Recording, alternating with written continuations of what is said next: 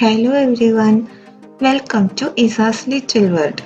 ഇന്ന് ഞാൻ ചെയ്യാൻ പോകുന്ന ഒരു റെസിപ്പി ബീഫ് ബിരിയാണിയുടെയാണ്. അപ്പോൾ എങ്ങനെ നമുക്ക് സിമ്പിളായിട്ട് വീട്ടിൽ തന്നെ ഒരു ബീഫ് ബിരിയാണി പ്രിപ്പയർ ചെയ്യാനുള്ള ഒരു റെസിപ്പി. അപ്പോൾ എല്ലാവർക്കും ഈദ് ആശംസകൾ. നമുക്കിനി റെസിപ്പിയിലേക്ക് കിടക്കാം. ആദ്യം തന്നെ നമുക്ക് ചെയ്ത് വെക്കേണ്ട ഒരു കാര്യം, ഇഞ്ചി, വെളുത്തുള്ളി, പച്ചമുളക് ഒരു പേസ്റ്റ് ആക്കി മാറ്റി വെക്കുക എന്നുള്ളതാണ്.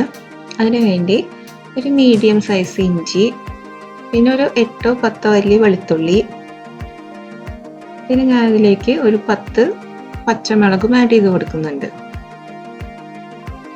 എല്ലാം ആഡ് ചെയ്യുമ്പോൾ സ്ലൈസ് ചെയ്തിട്ട് കൊടുക്കാൻ ട്രൈ ചെയ്യാം, എന്നാലേ നന്നായി ഫൈൻ പേസ്റ്റ് ആയിട്ട് നമുക്ക് അരച്ചു കിട്ടുള്ളൂ. അതുപോലെ തന്നെ ഒരുപാട് വെള്ളമൊന്നും യൂസ് ചെയ്ത് അരയ്ക്കരുത്.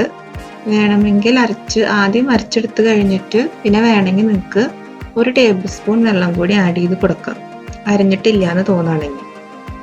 ഞാനിപ്പോൾ അരച്ചെടുത്ത് നന്നായിട്ട് പേസ്റ്റ്, അധികം വെള്ളമൊന്നും ആഡ് ചെയ്യാണ്ടാണ് ഞാൻ അരച്ചു നോക്കണേ. ഒരു തിക്ക് പേസ്റ്റാക്കി കിട്ടി. ഇനി അടുത്തത് നമുക്കൊരു ഫ്രൈങ് പാൻ ചൂടാക്കാൻ വയ്ക്കുക അടുപ്പത്ത്. അതിലേക്ക് 2 table spoon coconut oil add ചെയ്യാം. പിന്നെ ഞാൻ അതിലേക്ക് 2 സവോളയാണ് ആഡ് ചെയ്ത് കൊടുക്കുന്നത്. അപ്പോൾ ആദ്യം നമ്മൾ ബീഫിൻ്റെ ഗ്രേവിയാണ് പ്രിപ്പയർ ചെയ്യുന്നത്. സവോള നന്നായി വഴറ്റി കൊടുക്കുക. ലോ ഫ്ലെയിമിൽ വെച്ചിട്ട് തന്നെ ഗോൾഡൻ ബ്രൗൺ ആവുന്ന വരെ വഴറ്റിയെടുക്കുക.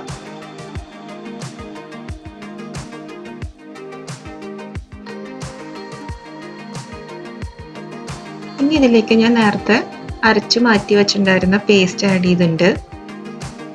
ഈ പേസ്റ്റ് ഇനി ഇതിൽ കിടന്ന് നന്നായി ഫ്രൈ ആയി അതിൻ്റെ പച്ചമണം മാറുന്ന വരെ വഴറ്റിയെടുക്കുക. ഈ സമയം തീ നന്നായി കുറച്ച് കൊടുക്കുക, അല്ലെങ്കിൽ സവോളയുടെ വേവ് കൂടി പോവും. ഇപ്പം നിങ്ങൾക്ക് കാണാം ആഡ് ചെയ്ത പേസ്റ്റിൻ്റെ കളറൊക്കെ മാറി അത് നന്നായി വഴന്ന് കിട്ടിയിട്ടുണ്ട് ഓയിലിൽ.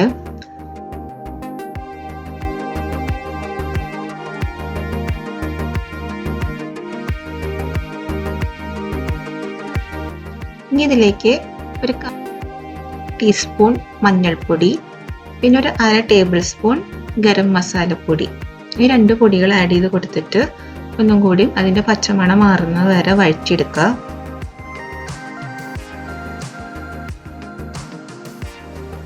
നെക്സ്റ്റ് ഇനി ഇതിലേക്ക് ഞാൻ ആഡ് ചെയ്യാൻ പോകുന്നത് 2 തക്കാളിയാണ്. 2 മീഡിയം സൈസ് തക്കാളി.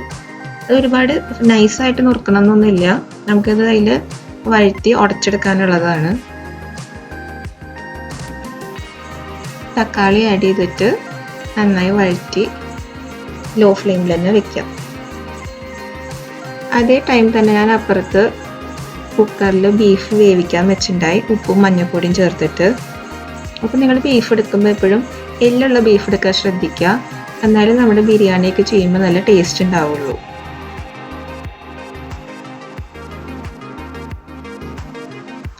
ഇപ്പോൾ ഞാൻ നേരത്തെ വഴറ്റാൻ വെച്ചിട്ടുണ്ടായിരുന്ന തക്കാളി നന്നായി ഉടഞ്ഞു വന്നിട്ടുണ്ട്. ഗ്രേവി നല്ല തിക്കായി കിട്ടിയിട്ടുണ്ട്, എണ്ണയൊക്കെ തെളിഞ്ഞിട്ട്. ഇനി അടുത്തതായിട്ട് ഞാൻ അതിലേക്ക് തൈരാണ് ആഡ് ചെയ്യാൻ പോകുന്നത്. ഞാൻ ഇവിടെ ലോ ഫാറ്റ് തൈരാണ് യൂസ് ചെയ്യുന്നത്.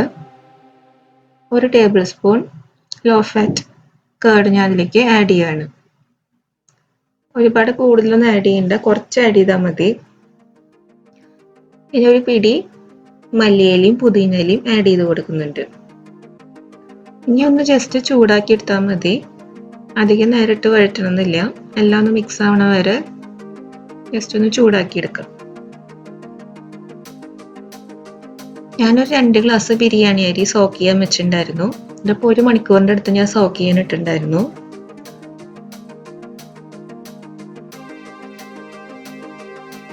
അടുത്തത് ഒരു കടായിലേക്ക് നമുക്ക് 2 ടേബിൾ സ്പൂൺ ഗീ ആഡ് ചെയ്യാം.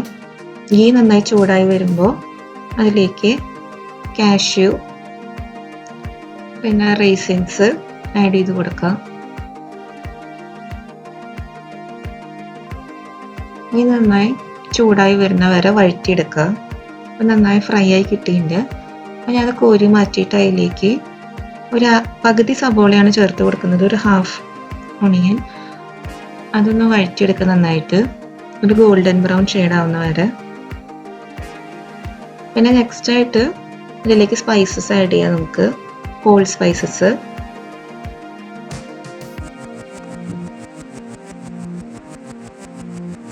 നമ്മുടെ സബോള ഒന്നുകൂടി ഫ്രൈ ആവാനുണ്ടായിരുന്നു, ഞാൻ ഒന്നുകൂടി വഴറ്റി കൊടുക്കുകയാണ്. ഇനി ഇതിലേക്ക് ഞാൻ എടുത്തു വെച്ചിട്ടുണ്ടായിരുന്ന ഹോൾ സ്പൈസസ് ആഡ് ചെയ്യാണ്.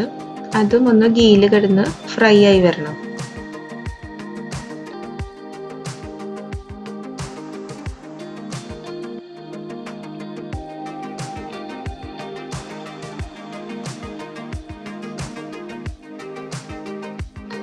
നേരത്തെ ബീഫ് വേവിച്ചപ്പോൾ ഞാൻ അതിൻ്റെ സ്റ്റോക്ക് മാറ്റി വെച്ചിട്ടുണ്ടായി.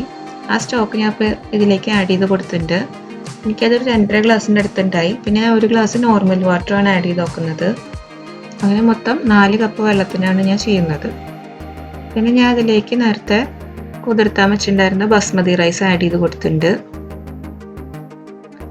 ഇത് ഈ വെള്ളത്തിൽ കിടന്ന് ഒരു 10-15 മിനിറ്റ് നേരം വെന്ത് വരണം. അതിനായിട്ട് ഫൈനലായിട്ട് ഞാൻ ഒരു ചെറുനാരങ്ങയുടെ നീരും കൂടി ആഡ് ചെയ്ത് കൊടുക്കുന്നുണ്ട്, റൈസ് സ്റ്റിക്കി ആയി പോവാണ്ടിരിക്കാൻ.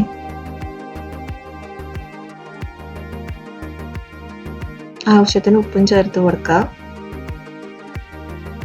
ഇനി നമുക്കിത് അടച്ചു വയ്ക്കാം. ഞാൻ നേരത്തെ വേവിച്ച് വെച്ചിട്ടുണ്ടായിരുന്ന ബീഫ് ഈ ഗ്രേവിയിലേക്ക് ആഡ് ചെയ്ത് കൊടുക്കുകയാണ്. ഇത് ഗ്രേവിയിൽ കിടന്ന് ഒന്ന് ഗ്രേവി അതിലേക്ക് പിടിക്കാൻ ഒരു ടൈം കൊടുക്കാം. അതിനു വേണ്ടി ഒരു 10 മിനിറ്റ് നേരം ലോ ഫ്ലെയിമിൽ ഈ ഗ്രേവി ഒന്ന് വെച്ച് കൊടുക്കാം. ഒരുപാട് ഹൈ ഫ്ലെയിം വേണമെന്നില്ല, കാരണം ഓൾറെഡി ബീഫ് ഡ്രൈ ആണ്. ജസ്റ്റ് നമുക്ക് ഗ്രേവി പിടിക്കാൻ വേണ്ടിയുള്ളൊരു ടൈം മാത്രം മതി. ഞാൻ ബീഫ് നേരത്തെ റെഡിയാക്കാൻ വെച്ചത് ഗ്രേവിയൊക്കെ പിടിച്ച് കറക്റ്റായി വന്നിട്ടുണ്ട്. അതിൻ്റെ പാകം ഈ പാകത്തിന് ഞാൻ ഫ്ലെയിം ഓഫ് ചെയ്യാണ്.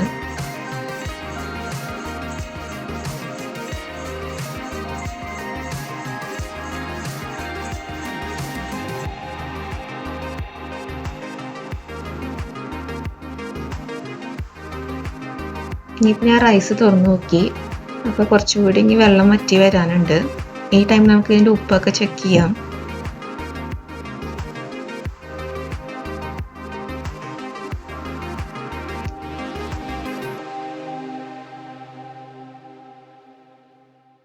നമുക്ക് കാണാം ഇതിൻ്റെ ഗ്രേവിയൊക്കെ പിടിച്ച് കറക്റ്റ് ആയിട്ടുണ്ട് ബീഫിൻ്റെ ഒരു കൺസിസ്റ്റൻസി.